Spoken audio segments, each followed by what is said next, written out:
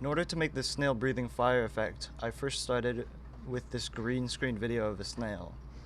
I took the key light effect and chose the screen color to be the green of the green screen in order to mask out the snail so that I could put a background behind it.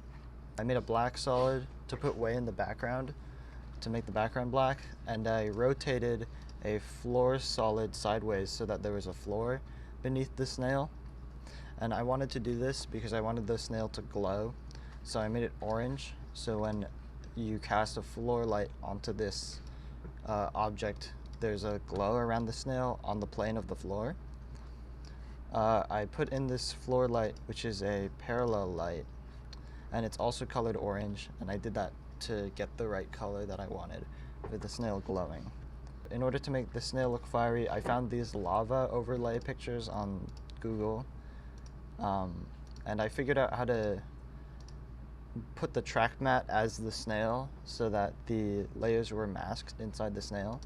And as the snail moved over time, I changed the position of these mats so the texture scrolled over the snail, and I used a screen multiply and overlay multiply to put these two layers on. And now the snail has a lava texture on it.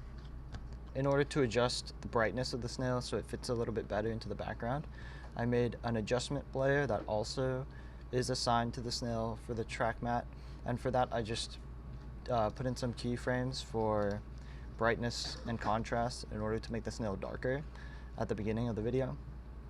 And then I made the snail get brighter to make it look like it's charging up before it does the fire part. I made a movement null object, and I parented the lava layer, the two lava layers, and the floor light to this object. And then I keyframed the position of this object to move along with the snail, roughly. And that way all of the layers move as the snail moves to the side. For the fire, I found a video of green screen fire on the internet, and I put a lot of glow plugins on it to make it look very overblown, as it does in the video. So without the glow plugins, the fire looks like this. A tutorial told me that adding the exposure on the fire before you add glow makes it look a lot brighter, so that's what I did.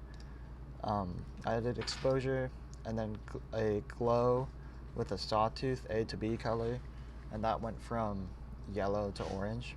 And then I duplicated this glow multiple times with higher glow radiuses so that the glow became very bright and very large. I also put a mask on the fire so that it doesn't extend back past the snail's mouth. It's just a mask with a feather that makes sure that the fire stays where I want it to and doesn't clip into the neck of the snail. And then finally, I added this heat wave displacement adjustment layer on top. Using the turbulent displace effect, I made it so when the fire comes out, the whole screen around the fire wiggles a little to emulate the displacement that you'd see in real life around heat. And that's the entire effect.